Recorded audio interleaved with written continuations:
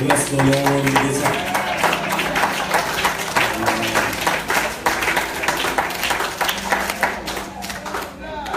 Eternal and everlasting God, I come and I stand as a vessel and as an instrument willing to be used by you. God, as I stand behind this sacred desk, God, Mikhail don't come, but God, I ask that you will speak to me that which you've downloaded into my spirit. God, not that Mikhail would be glorified or edified, but God, that your word would be lifted up. For we know that you said in your word that if you are lifted, that you will draw all men unto you. So I come just to lift you up today and magnify your holy name. Now, God, give me preaching power. God, that your people may be delivered, set free, and made whole. Bless this food that we're about to receive, that it may bring nourishment to our spiritual bodies. In Jesus' name we pray. Amen. Amen. Well, I went to the back and I was trying to meditate just for a few more moments. God dropped this song into my spirit. I hadn't heard it in a while. I'm going to just do a little bit of it and it goes with the song. Sure. I don't mind waiting. I don't mind waiting. I don't mind waiting on the Lord. I don't mind waiting. I don't mind waiting. I don't mind waiting on the Lord. While we continue to sing, 2 Kings chapter 4, starting at verse 8. I don't mind waiting. I don't mind waiting on the Lord. I don't mind waiting. I don't mind waiting. I don't mind waiting on the Lord. 2 Kings 4, I'm reading out of the New King James Version. We're going to read starting at verse number 8, and we're going to go 8 to 10. We're going to skip down to verse number 32. It said, now it happened one day that Elijah went to Shunem, and there was a notable woman, and she persuaded him to eat some food. So it was often that he passed by, he would turn in there to eat some food, and she said to her husband, look now, I know that this is a holy man of God who passes by us regularly. Please let us make a small upper room on the wall and let us put a bed for him there, a table and a chair and a lampstand. So it be whenever he comes to us, he can turn in there. Go to verse number 32. And when Elijah had come into the house, there was the child laying dead on his bed. He went in, therefore, shut the door behind the two of them, and prayed to the Lord. And when he went up and laid on the child, he put his mouth on his mouth, his eyes on his eyes, his hands on his hands. And he stretched himself out on the child, and the flesh of the child became warm. And he returned, walked back and forth in the house, and again went up and stretched himself out on the child. Then the child sneezed 7 times, and the child opened his eyes. I haven't done this in a while, but I want to preach on the subject of stretch out. Used for a subtopic, I would say I got to sneeze. The topic, I got to stretch out. Subtopic, I got to sneeze. Beloved brothers and sisters, it's interesting what is going on in 2 Kings, the 4th chapter. In fact, really the Bible, this chapter starts out talking about a widow and her son.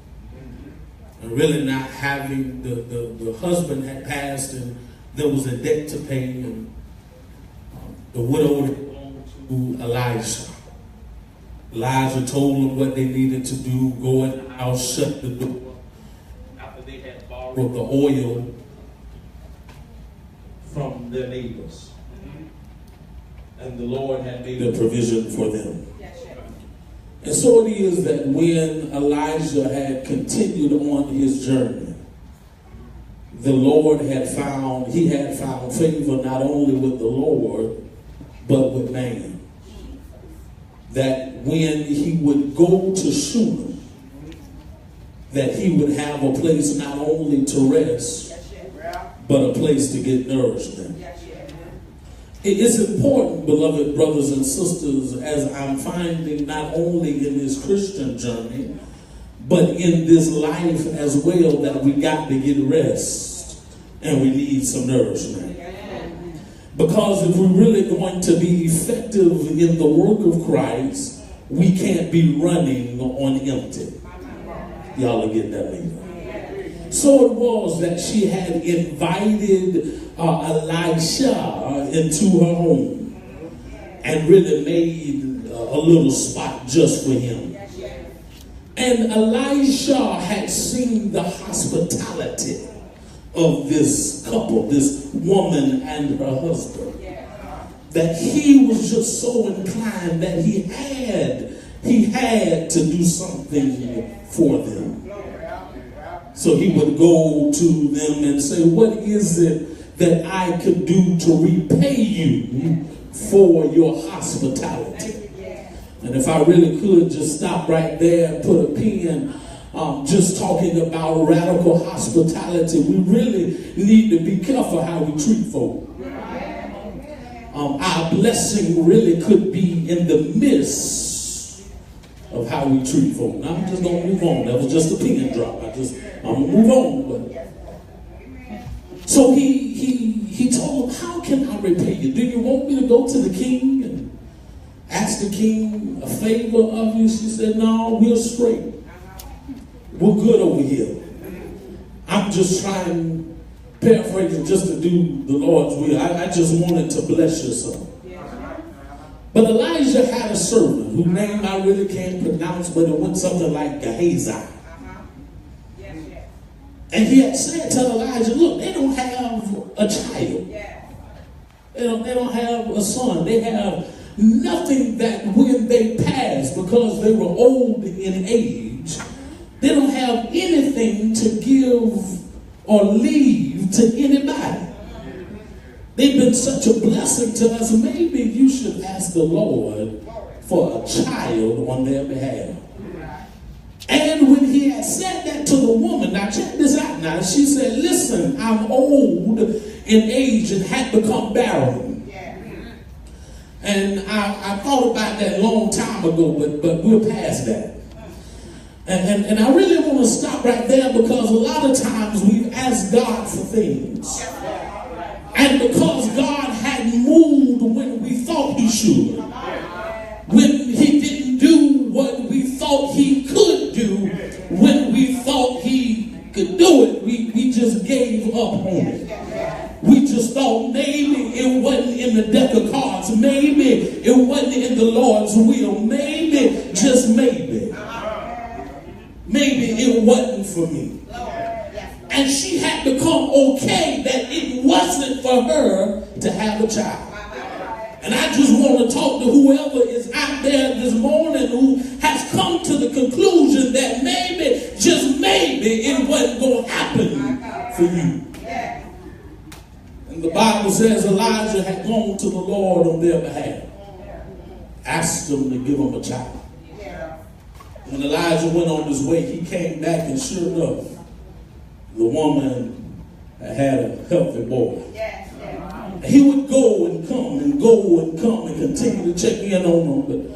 But one day while he was gone, the Bible says that the son was out there with his father. And he said, Daddy, I got a headache. I'm not feeling good. And Daddy sent him in with his mother. And while the mother was nursing the child to what she thought would be back to health, the child ended up dying. The child ended up dying. Can you just imagine the thing that you thought and you had prayed for, but you gave up on, and then the Lord blessed you for it anyway without you even asking, ended up dying? Have you ever got a blessing that you didn't pray for, but the Lord gave it to you anyway, and then trouble started to happen? You didn't ask him for the job, he gave it to you, and then trouble won't happen. You didn't ask him for the car, but it happened, and then trouble won't happen. You didn't ask him for the house, but when you got it, trouble showed up. It looked like all hope had been lost. Oh, I'm coming around the mountain. Just give me a few moments. And the child had died. Now this woman was perturbed. She was upset. She just couldn't quite get it. And y'all know how I feel to lose something. She just didn't get it. She said, I got to go find Elisha. So she took the child. Watch this, I'm coming back to this now. She took the child and laid him on his bed. And she made her way to go see Elijah. I got to go find him. I don't care where he is, but he got to explain this thing to me. He has to explain what is going on, because check this out, I didn't ask for a child. I was doing all right. But now my child is dead. The Bible said when Elijah began to see her from a ways off, he told the servant, go see what mother wants. Go ask her how the child is doing, for he had hidden that the child had died from Elijah. And when the servant got there, he said, I didn't come to see you. I don't want to see you. I need to see Elijah. So there's nothing, Mr. Servant, that you can do for me. Take me to Elijah. Got to Elijah and said, Mama, how's things going? My child is dead. Now, I'm pretty sure Elijah was shaken up at that moment too, because he was the instrument by which God had used to give this blessing. But here's where Elijah in our lives today personified God, because he said, I'll walk back to the house with you. See, she had walked away from the problem. She had walked away from that place of pain. But when she met with Elijah, he said, I'll walk back with you. And sometimes in our lives, we get in a place, we get in some circumstances, we get in some situations, and God will find us in our place where we walked away from our pain, we walked away from our problem, we walked away from our situation, and God will find us and say, let me walk back with you. Help me, Holy Ghost. He said, let me walk back with you. And when he walked with them, I believe the church of old would say, they called the song that said, walk with me, Lord. While I'm on this tedious journey, hold my hand, Lord. While I'm on this tedious journey, while my eyes are filled with tears, and while my heart is in disbelief, God, walk with me.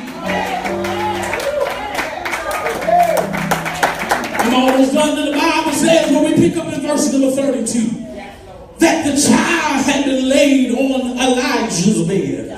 And the Bible said, Mama, I believe Elijah, to paraphrase it, would say, Mama, y'all stay down here. Let me go up there with the child. And the Bible says he shut the door. Holy Ghost, help me now. He shut the door because he had to have an intimate moment with just him and God. And the Bible declares that he put his hands on the child's hands, his mouth on the child's mouth, his eyes on the child's eyes. And as I just looked at the text, I had to understand that he put his mouth on his mouth because he understood that he would speak to the dead things and call them back to life. And he knew that the power of life and death lied within his mouth. So if he could put his mouth on the dead thing, the Holy Ghost, he put his eyes on the dead eyes because he knew what he could see. Even though he was dead, he put his hands on his hands because he realized that faith without works was dead. And he stretched.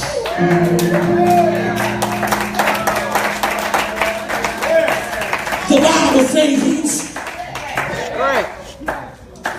he got in a posture of surrender. He stretched over that dead thing.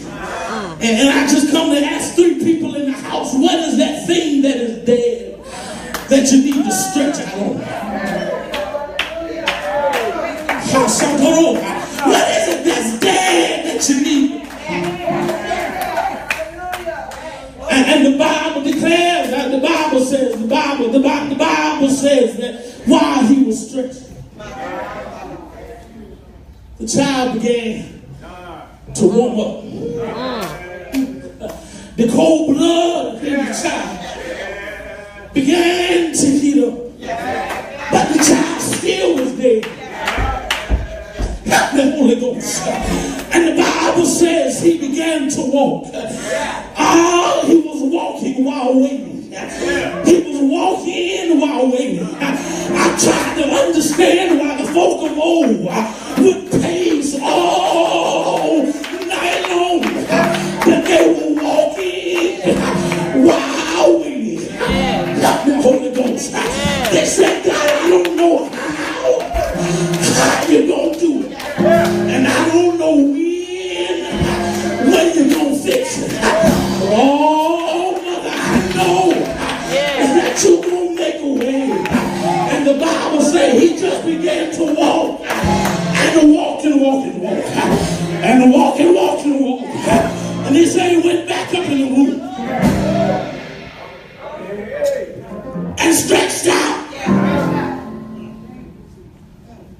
And stretched out. And it said the child then sneezed. Now let me help somebody in here today. Because I got to sneeze today.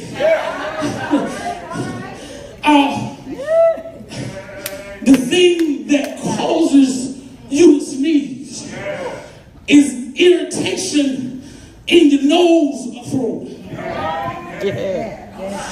And today I got some irritation. I got some stuff that's been irritating me. And if some of y'all be real, you got some stuff that's been irritating you. So much so that it looks dead. And the Bible declares that the boy didn't sneeze just one time, but he sneezed 7 times. In other words, God made sure that thing that had been irritating you, that thing that had been bothering you, that thing that kept you up all night long, that thing that you thought was dead, dismal, and gone, that thing that you thought all hope was lost, irritated you enough to get in the presence of God, and it caused you to sneeze. And while I get ready to take my seat, I just need to know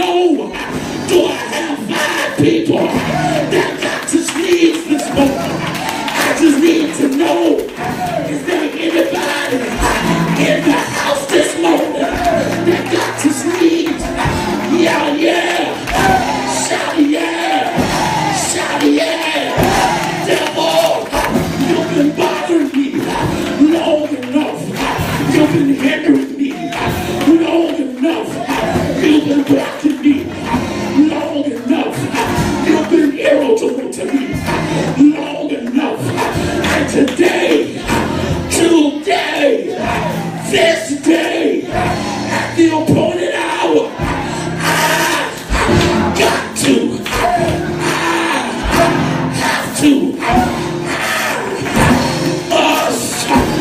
stay.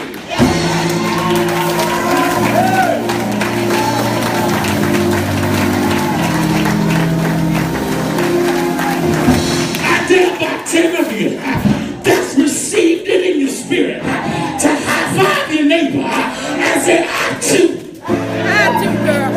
I do. Somebody didn't get it. Somebody didn't get it. Somebody didn't get it. But I dare 5 of you that know you need to sneeze to say,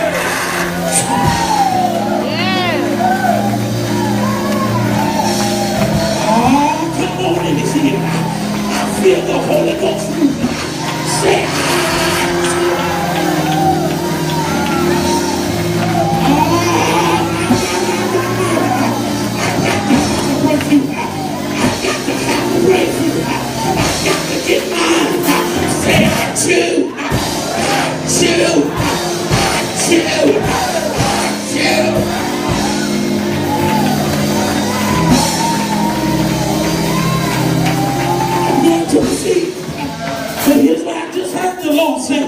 he said, God bless you. Oh my God.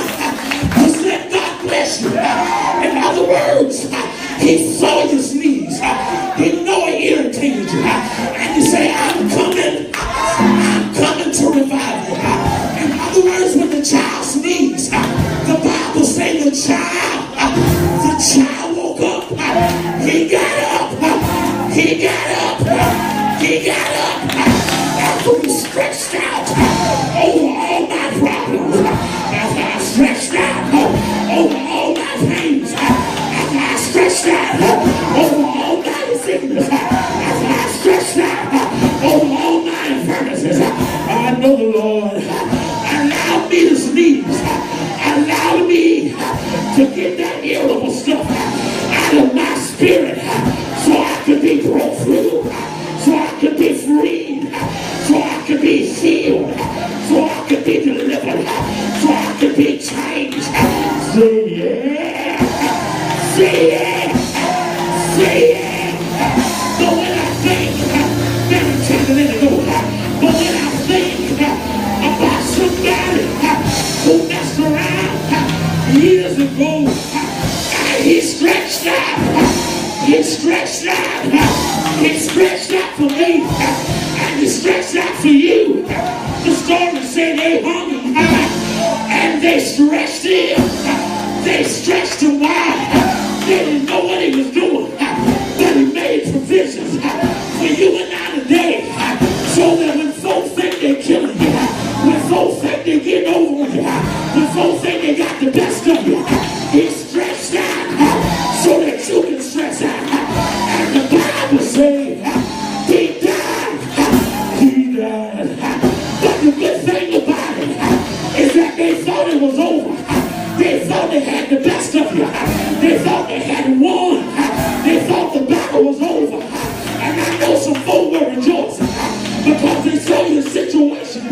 But they didn't know that he had already been prophesied that if the Son of Man should go down in 3 days, he'll be lifted again. I don't know who I'm talking to, but somebody got a 3-day situation. They got a 3-day coming your way. And the Bible says he got up with power in his hands. The same power that we need today. The same power to speak to our sickness. The same power to speak to our infirmity. The same power to speak to our diseases. The same power to speak to our mind. The same power to change our heart. The same power, to make us holy, to make us righteous, to make us live like him. Anybody here?